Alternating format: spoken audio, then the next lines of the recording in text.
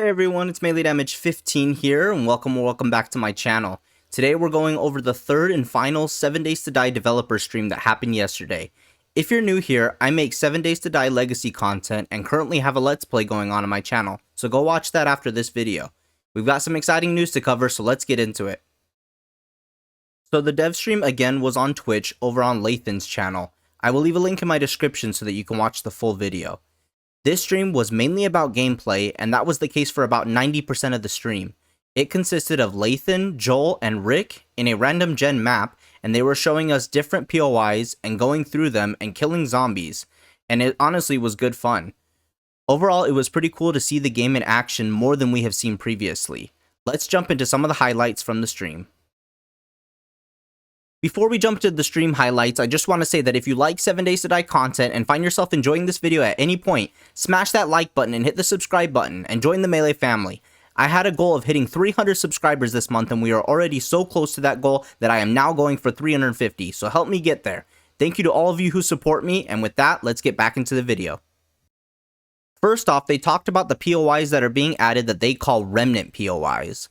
They briefly discussed these in the last two streams, but basically they are POIs that are kind of worn down, they don't really have as much zombies or as much loot, and they are pretty much just there in the world. Correct me if I'm wrong, but it sounds like they won't be questable, they are pretty much there to add variety to the world. They also said that they added a lot of these to the busy cities to expand the cities without ruining performance, as these kinds of buildings aren't very heavy in regards to how they will affect the game. Other additions are overall lighting and zombie shadings. These have both been overhauled and changed. They even mentioned that you can see a lot better in the game without a light mod, which as a creator I'm stoked for, since I wouldn't want to spawn one from creative. That's just my personal preference. Now, let's get into some of the buildings they showed us. They started out driving around in the new 4x4. They stopped off in a Remnant POI called the Zillion Tower. Not too many zombies as explained before, but they showed off the platforming and overall process to get through it. Next, we have a downtown marketplace, which was a tier 4. There was a decent amount of zombies in this building, and overall it looked pretty good. We got to see a lot more how the multiplayer looks with more gunfire and combat with the zombies. Here we have the Minotaur Theater, which was a tier 5 in the Wasteland, and man, they were not kidding when they said zombie spawns and difficulty was turned up in 1.0 to make it more difficult. I mean, look at all these zombies they had to deal with. Imagine doing this solo. They did get attacked a lot from zombies that were in the Wasteland as well, but the sheer amount was insane compared to what we've seen before, so it definitely shows the additions that were made. Next, we have the Haven Hotel, which is a tier 5 also in the Wasteland. Lathan spent a lot of time outside fighting zombies while Joel and Rick cleared the inside. Honestly, the whole stream, Lathan was pretty much doing his own thing and was kind of showing us around the outside more than fighting the zombies, which was a little disappointing because I think the best POV would have probably been Joel's. But the hotel was pretty cool looking, and eventually Lathan did go inside, so we were able to see more, and again, the sheer number of zombies was insane, especially inside and on the roof. Lots of ferals and radiated zombies, so definitely something to watch out for when 1.0 comes out. Here we have a tier 2 demolition site, which I thought looked really cool. There seems to be a lot of these tall buildings that will definitely take some time to go through and loot. Most of these tall buildings will be in the downtown areas of the cities though, so if that's not your cup of tea, then don't head towards the downtown areas. Lathan actually ends up falling down a few times, and here he runs into a bear. Lastly, they went to a tier 4 refinery. The refinery was pretty cool to see from a distance, and as they went inside, you can definitely appreciate the amount of detail that is in this game because of these different POIs. They are drastically different from each other, and I think that is one of the cooler things about this game, is the diversity and the fact that you can explore every single POI in this game. We even had Joel hit sick jumps on this motorcycle.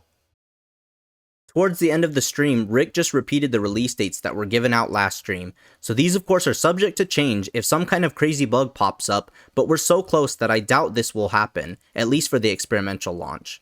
It is worth noting that he said that there are a couple bugs with servers, but it doesn't seem game breaking, so they seem confident it will be fixed soon. Anyway, folks, there's a couple server bugs that we're looking at, but from what I'm hearing, we're looking at a streamer weekend beginning next weekend, week from today, the 21st. Unless something really bad explodes before, we're looking pretty good. I guess you got to watch this for a few hours. There's some bugs to fix, obviously, but I don't know if I'm going to get chewed out by the team by saying we think we can make next Friday, but so barring any really bad issues that prop up that we can't be fixed, Dreamer Weekend would start next Friday, the June 21st, followed by June 24th, Public Experimental. So Streamer Weekend is scheduled to be next Friday, June 21st, with Experimental happening the following Monday, June 24th for PC.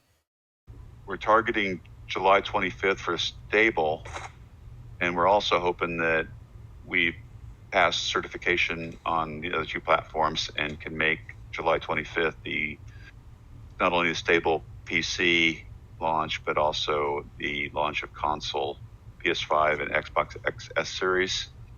And once Stable, we'll be bringing the PC Stable to the Microsoft Store as well. Stable is scheduled for July 25th, and they are hoping that it includes console release on the same day, so nothing new there. Now for some actual new news. They are close to making the game available on console store pages for Wishlist, and want this to be done by the end of June or at the latest by July 4th. This means that the Legacy 7 Days to Die version will be delisted, and you will be able to see 7 Days to Die Console Edition in the Xbox or PlayStation Store, and you can wishlist it so you can receive updates. We're real close to having PlayStation and Xbox store pages live for wishlisting, and so that could happen real soon here with the delisting of the old product. This is super good news, guys, as this shows that we definitely are hitting the final stretch before release. Also, discounts are pretty much confirmed at this point for digital legacy owners only. I say pretty much confirmed because they said that they have a path for the discounts.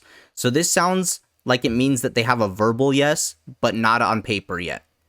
We have a path to give folks who had the Legacy 7 Days to Die Telltale published game a discount if you have the digital copy. So we're still working on that. But this is super exciting. They didn't speak about what the discount will be, but basically said stay tuned on that. The last thing about consoles was that Rick said that they are also doing their first submission for consoles the same day Experimental comes out. So it's a little nerve-wracking that the first submission is a month before they need to release it, but they seem confident, so we'll see. So I'll recap them. June 21st, Experimental Streamer Weekend. June 24th, Public Experimental on PC.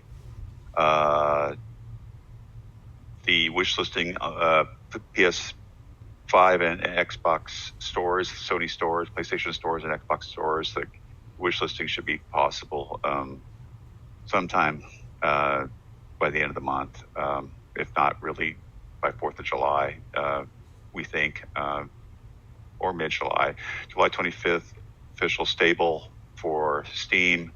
We're also, if submissions go well for certification on both PlayStation and Xbox, July, we're hoping to do a simultaneous release for all of those platforms on July 25th. The good news is we're going to be submitting our first version of that with Experimental basically the same day. There will be our first submission. We've done a lot of legwork on those formats and on all formats, and so that is our best crystal ball right now. And at the end of the stream, they kind of messed around a bit. Lathan showed off the challenge system again and clicked on a few of them so that we can see what a few of them asked you to do. He then spawned in a bunch of big-headed zombies, and they had fun running them over with the 4x4. They also pretty much hinted/leaked new merch coming out, which in the first dev stream, Rick actually had a little zombie cop plush, so maybe merch coming out soon? Lathan didn't want to talk about it because they don't have dates, but that's exciting as well. So guys, this is some real exciting stuff. What did you think about it? What are some of the things that you're excited about? Leave me your thoughts in the comments below. I'm excited to see gameplay from the creators that are participating in the Streamer Weekend. Should be next weekend, guys, which is so crazy to say as it's been in the works for a while now. Console players, what do you guys think about the news?